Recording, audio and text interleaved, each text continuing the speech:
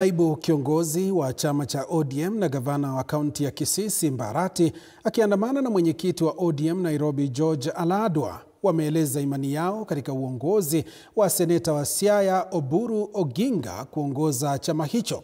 Arati akipuzilia mbali madai ya migawanyiko chamani kuhusu uongozi wa Oburu na kusema chama hicho kitasimamisha mwaniaji urais wake katika uchaguzi wa mwaka 2027 baada ya mkataba wao na Rais William Ruto kukamilika. Arati amemtaka Rais Ruto kuwania urais kwa tiketi ya chama cha ODM na kutekeleza mkataba wa maelewano, huku Aladwa akitangaza azma ya kuwania ugavana Nairobi.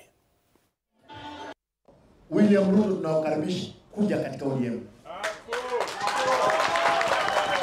Hata wewe Uhuru Kenyatta kuja wapi? ODM. Hata wewe Kalonzo kama unataka kuja wapi? ODM. Kama ukweli mlikuwa mnaheshimu baba na mlilia yeye vile mlilia yeye, kuja katika chama cha ODM, ndiposa baba mahali yuko atasema hao watu ukweli walikuwa wananipenda.